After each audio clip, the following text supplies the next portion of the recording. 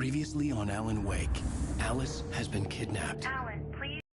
What? You'll do exactly what I say if you ever want to see your wife again. I can't tell anyone except my agent Barry. Damn it, Barry, they'll kill her! You're my best friend, and I'm worried that you're not right in the head. The ransom is a manuscript I supposedly wrote that's coming true before my eyes. It happened just the way it was on that page. So dark. I have found only a few scattered pages. I want the entire manuscript. The deadline is in 2 days. I found Mr. Wake's pages. Good girl. How the hell did she get her hands on the manuscript anyway? I don't know. She's resourceful.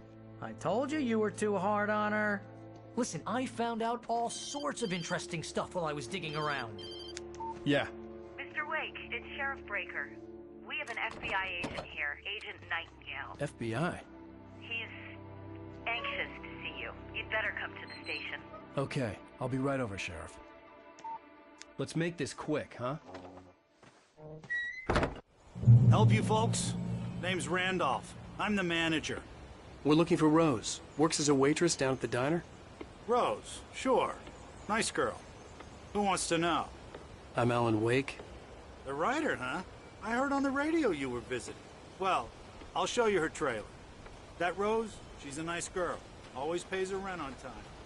As I was saying, Al, I found all sorts of weird stuff from the local newspaper's archives. This place is crazy! Disappearances, mysterious deaths, urban legends come true, and, get this, most of this stuff takes place around Cauldron Lake. Well, you ain't wrong, mister. The Indians thought the lake was a doorway to the underworld. I'm the God-fearing type myself. I don't hold with that sort of thing. Yeah, okay.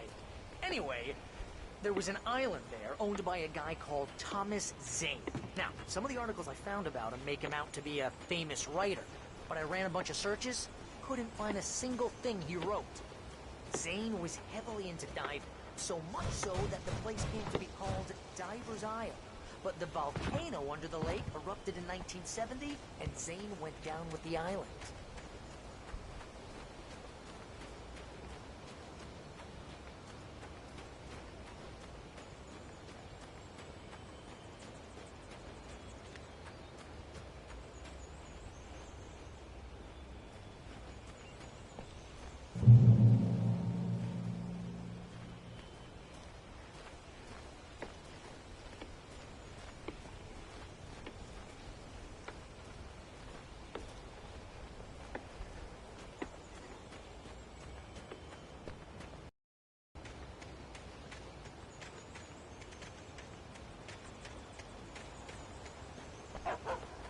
Come on, mister. I'll take you to Rose's trailer.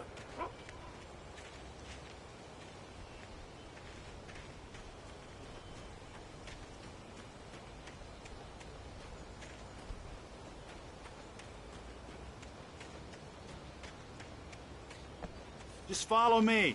It's not far. Yeah, how about that?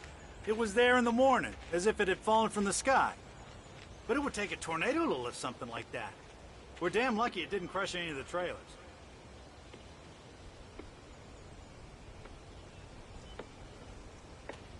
Listen, I got things to do. This place don't run itself.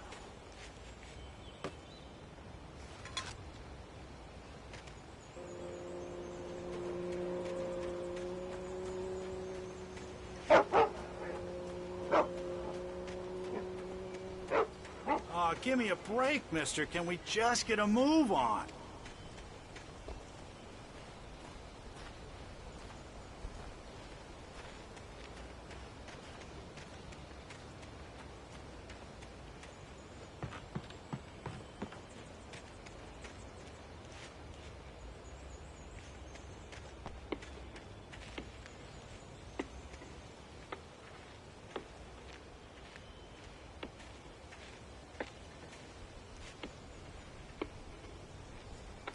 Gets better. A local girl, Barbara Jagger, drowned in Cauldron Lake just a week earlier.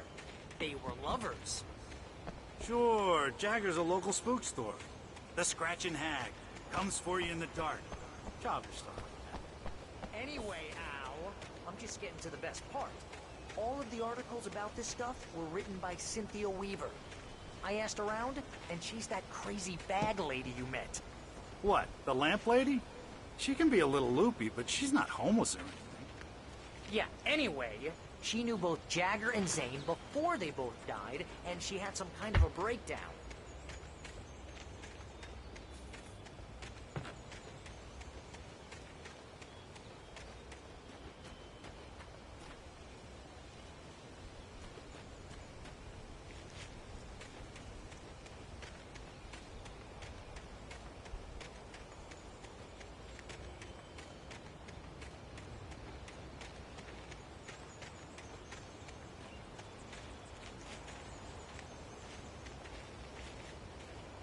Well, mister, this here's Rose's trailer.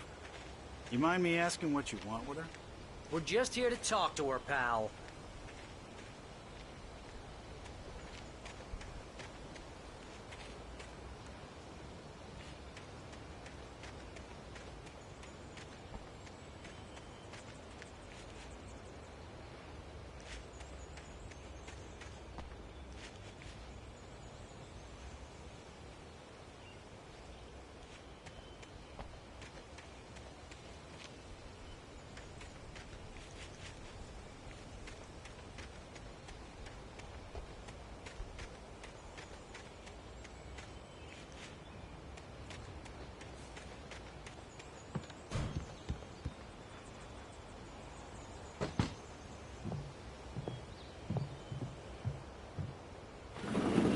Welcome oh dear, Mr. Wake. I'm glad you're here. Rose, you have my manuscript? Oh yes. Yes. Please, come in. Hey, this is really good. Rose, Yes, my manuscript. I really need it. I understand. I know what you need. A muse to inspire you. Oh, for Barry? She doesn't have anything. Yeah, hey, Al, what's... Oh... Barry! What? What?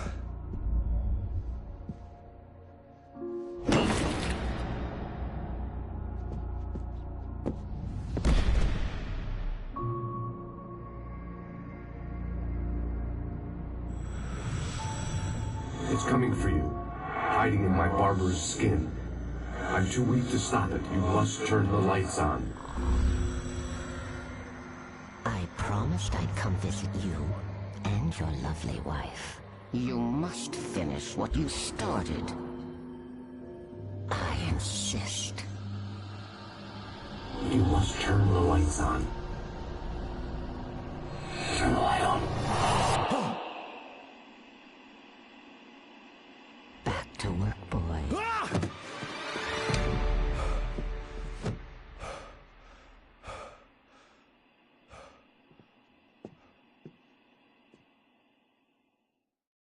I felt nauseous, hungover.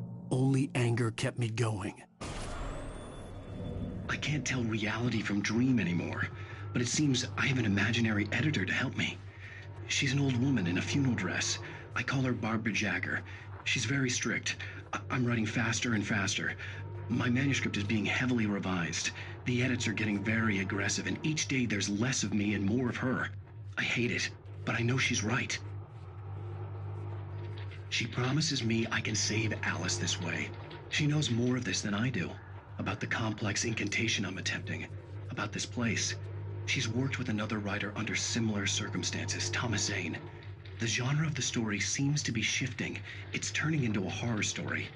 I'm getting close. I can feel it.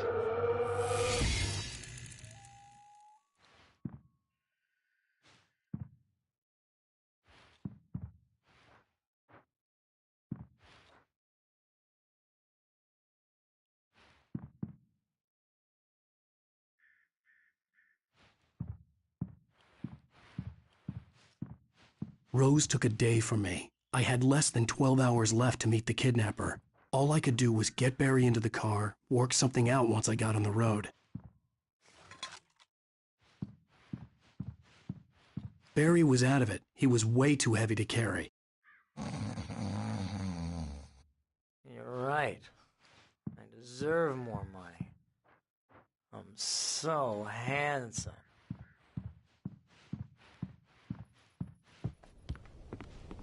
My gun and flashlight were gone. I'd have to find a way to get Barry into the car as quickly as possible. There was no time to waste.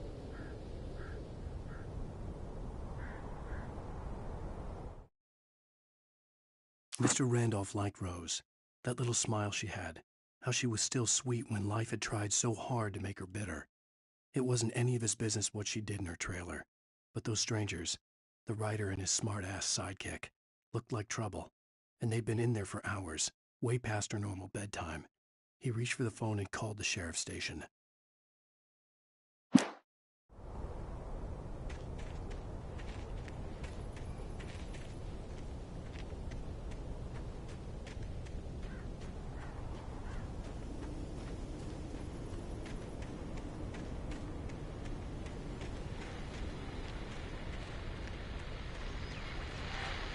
I just stepped outside to catch a breath of fresh air. Let me tell you, the weather's getting heavy. Especially glad I'm here talking to you and not home in bed. Once the weather takes a turn like this, I can't sleep at all. It's all tangled bed sheets and dark thoughts, punctuated by the occasional plunge into nightmare. Is it just me? Well, perhaps it is. But I hope I can make the night a little bit easier to get through. Caller, you're on KBF FM. Hey, Pat, it's Walt Snyder. What's on your mind, Walt?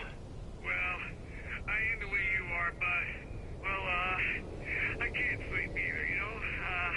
I just been staring out the window here, trying to make sense of it all, but, I ain't been drinking either, you know? Well, you sound like a man with a problem, Walt. I had argument with Danny. You know Danny, and, then I got in trouble with the law, you know, and, I'm just, well... I heard something like that, Walt.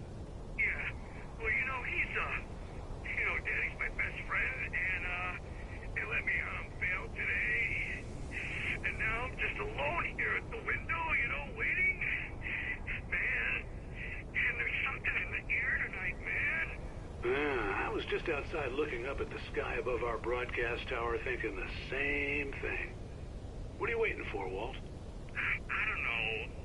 You know, something's gonna happen. You know, I think I better go. Well, Walt, maybe... No, thanks, Pat.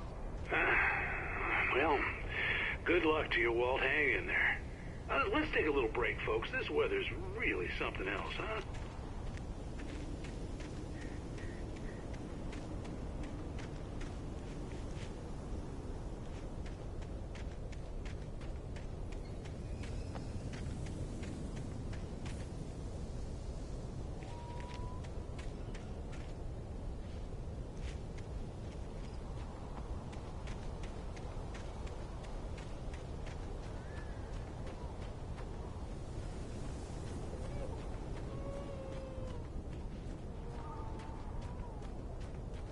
Oh, you're gonna get it now. God knows what you've done to that poor girl. This is Agent Nightingale, FBI! Get him up, Hemingway! You're under arrest! You move a muscle, I'll unload right in your goddamn face! Stay right where you are, Spillane!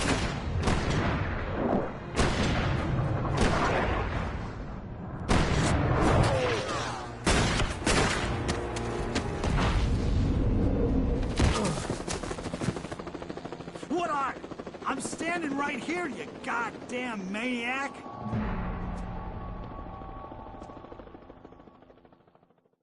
I hated to leave Barry behind, but there was no way I'd miss my appointment with the kidnapper. Give it up, Mr. Wake. Come on. Take it easy on us. Get after him. Don't let him get away. Move it. I'll have your chance if you let him get away.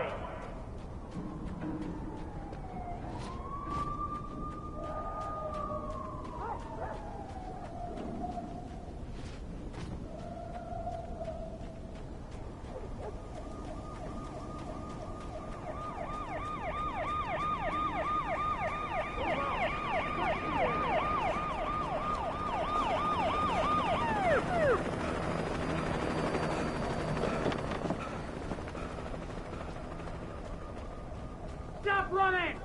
We have the suspect in sight! Okay, men, keep your eyes peeled. He's gonna try to make it through here. Move out! See him? Oh, damn. Over here! Where?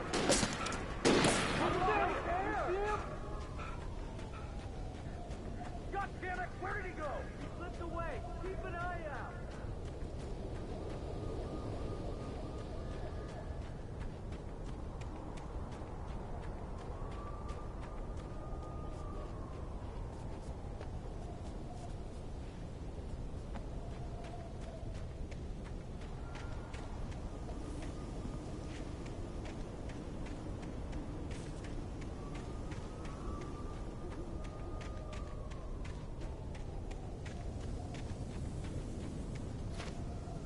He's gone! Come on, guys! We need to head him off! For decades, the darkness that wore Barbara Jagger's skin slept fitfully in the dark place that was its home and prison. It was hungry and in pain. It dreamed of its nights of glory when the poet's writing had called it from the depths and given it a brief, terrible taste of power and freedom. The rock stars had stirred it from the deep sleep the poet had sunk it back to in the end. When it sensed the rider on the ferry, it opened its eyes.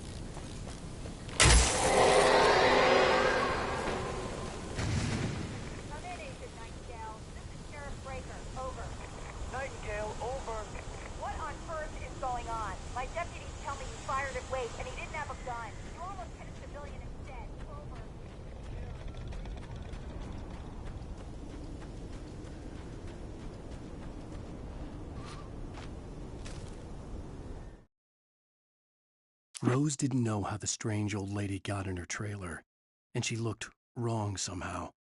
The woman showed her teeth in an approximation of a smile and traced a finger down Rose's cheek. "Pretty girl," she said. Rose felt as if she was falling asleep, but her knees didn't buckle. The crone spoke in a whisper, her words ice cold and dark in Rose's ear.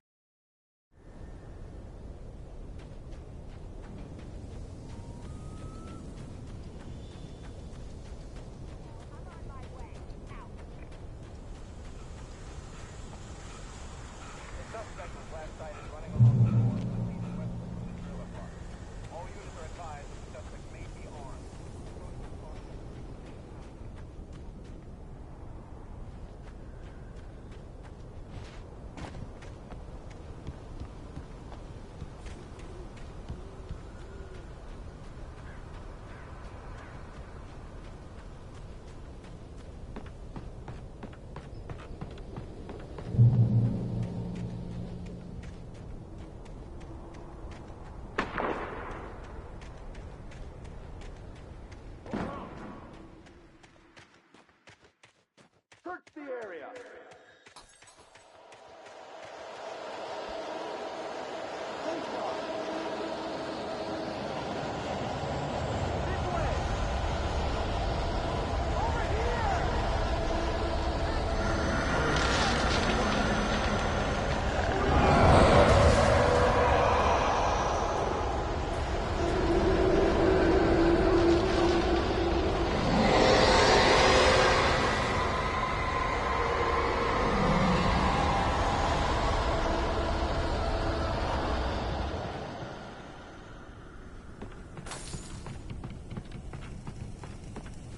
This horror was everywhere I went, circling me. The cops didn't stand a chance.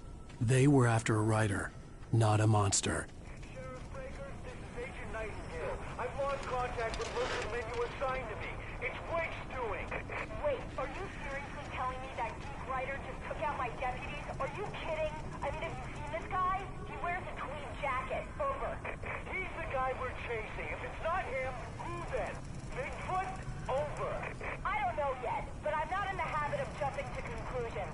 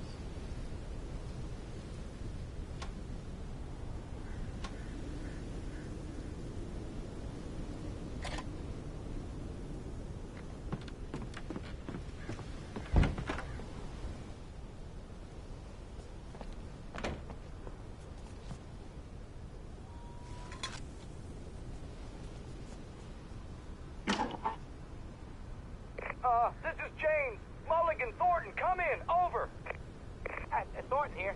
Gates, we got both Wheeler and Rose in custody. They didn't put up a fight or anything. Why, they were... Hey, Mulligan, what are you doing? Come on! Sit down and give me that. Jane, Mulligan here. Over. Go ahead, Mulligan. Over. We got Wheeler and Rose here. Wheeler's drunk or hopped up on something. Speaking of which, that Fed had a pretty distinctive whiff of Otis Scotch about him, if you know what I mean. Over. I don't have anything on that, Deputy Mulligan. Over. Well, whatever. Anyway, Rose is just being plain weird here. You better get Doc in to take a look at both. Over. Gotcha. You better get them here quickly. The, Fed's gonna want to interview Wheeler. Over. Oh, yeah, I'll bet he does. Looks like they have a lot in common. Mulligan out.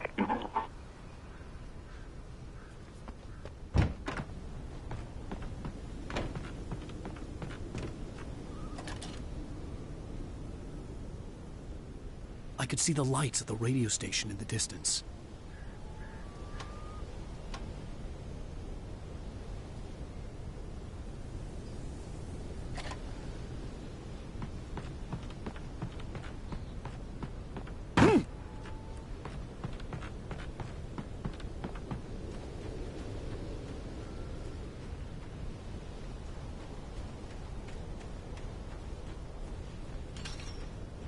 I imagined that the broadcast tower in the distance was part of the local radio station.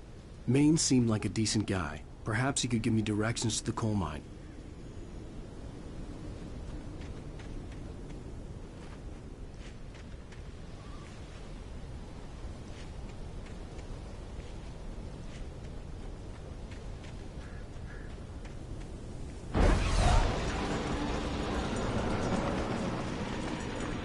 Unnatural shadows clung to the gate. The darkness that was after me was trying to stop me. I wouldn't get through without a light.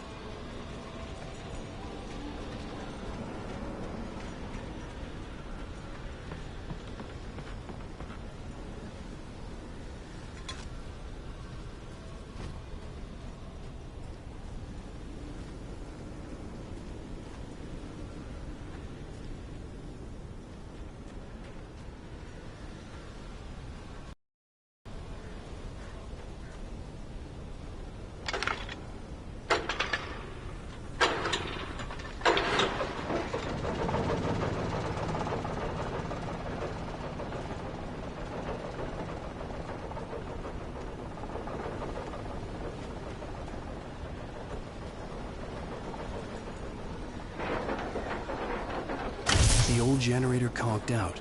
I'd have to see if I could fix it and try again.